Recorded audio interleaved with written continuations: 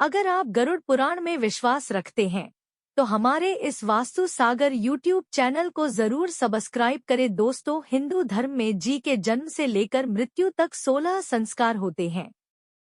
इनमें सबसे आखिरी संस्कार अर्थात दाह संस्कार को अंतिम संस्कार भी कहा जाता है, क्योंकि यह संस्कार व्यक्ति की मृत्यु के बाद किया जाता है और इसके बाद कोई संस्कार नहीं बचता, इसलिए इसका नाम अंतिम संस्कार रखा गया है। मनुष्य की जिंदगी में जन्म के बाद कोई सबसे बड़ा सत्य है तो वो है मृत्यु। जिस किसी ने भी इस मृत्युलोक में जन्म लिया है उसे एक न एक दिन इसे छोड़कर जाना ही होगा।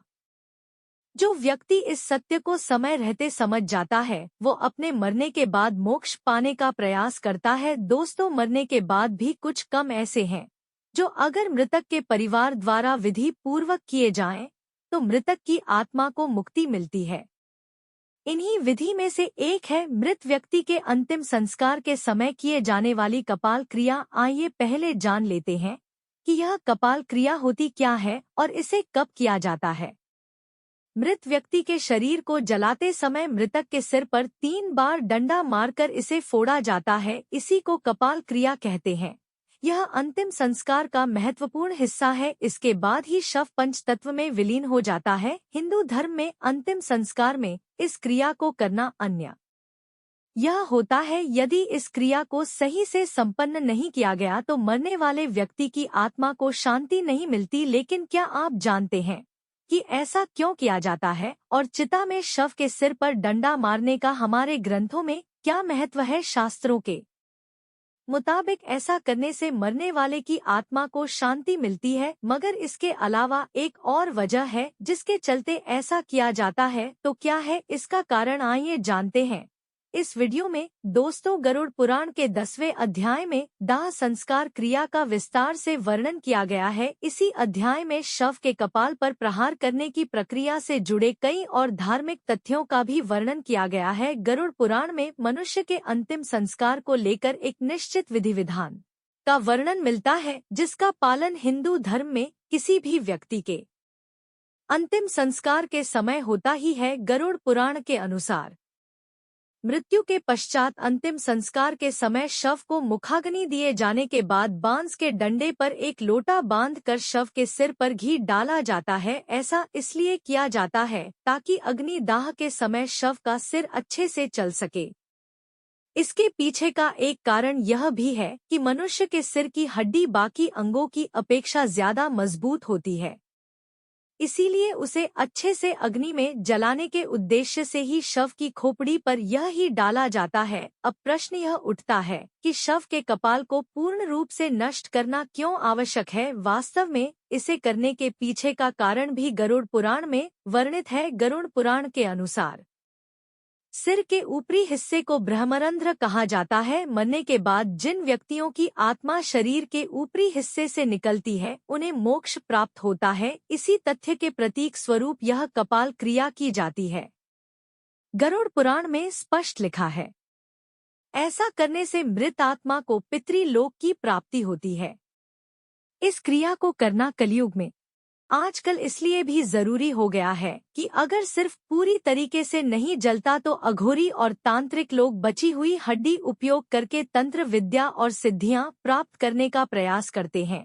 इसके लिए वे आत्मा को अपने वश में करते हैं। दोस्तों, कमेंट बॉक्स में श्री नारायण जरूर लिखें। इससे आत्मा उनकी दास हो जाती है, उसका उद्धार नहीं होता और बहुत ही कष्ट पाती है।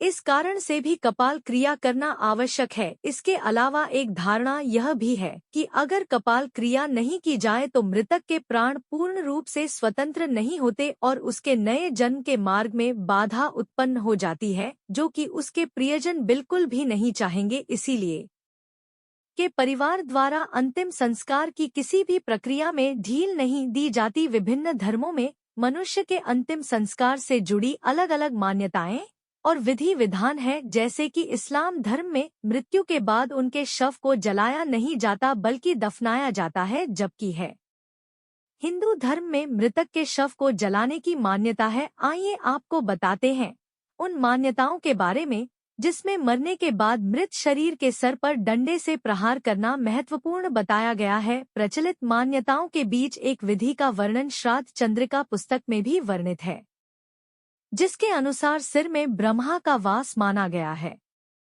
इसीलिए आत्मा को पूर्ण रूप से मुक्ति दिलाने के लिए कपाल क्रिया की जाती है, जिसके लिए मस्तिष्क में स्थित ब्रह्मरंध्र पंचतत्व का पूर्ण रूप से विलीन होना आवश्यक है। इसीलिए कपाल क्रिया को अंतिम संस्कार की प्रक्रिया में बहुत ही महत्वपूर्ण माना गया है। कपाल क्रिया को समझने के लिए हमें शरीर और इसमें मौजूद 7 चक्रों से जुड़े पहलुओं को जानना भी आवश्यक है, जिसमें मूलाधार, स्वाधिष्ठान, मणिपुर, अनाहत, विशुद्धि, आज्ञा चक्र और सहस्रार चक्र शामिल हैं।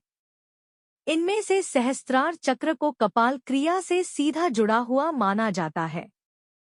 सहस्त्रार अर्थात मस्तिष्क का मध्य भाग। इसे आप इस तरह भी समझ सकते हैं कि यह मस्तिष्क का वह हिस्सा होता है जहां चोटी अर्थात शिखा रखी जाती है। यदि व्यक्ति यम नियम का पालन करते हुए इस चक्र तक पहुंच गया है तो वह आनंदमय शरीर में स्थित हो गया है। ऐसे व्यक्ति को इस संसार और सिद्धियों से कोई मतलब नहीं रहता। इस चक्र को जागृत करने के लिए लगातार ध्यान की आवश्यकता होती है। मूलाधार से होते हुए सहस्रार तक पहुंचा जा सकता है। इसे ही मोक्ष का द्वार भी माना गया है। वास्तव में धर्म शास्त्रों के अनुसार जब मनुष्य की मृत्यु होती है तब आत्मा उसी चक्र से शरीर को छोड़ती है, जिस चक्र के आसपास हमारा संपूर्ण जीवन व्यतीत हुआ हो। मरते समय आत्मा शरीर के किस द्वार से निकलती है, इसके ऊपर हमने एक वीडियो बनाई है। यदि आप चाहें तो वह वीडियो डिस्क्रिप्शन में दिए गए लिंक से देख सकते हैं। दोस्तों, अगर किसी व्यक्ति की मृत्यु के दौरान अपने आप मस्तिष्क फट जाए तो मतलब साफ है कि वह साधारण व्यक्ति तो बिल्कुल भी नहीं रहा होगा और वह निश्चित ही मोक्ष प्राप्त करने वाला है।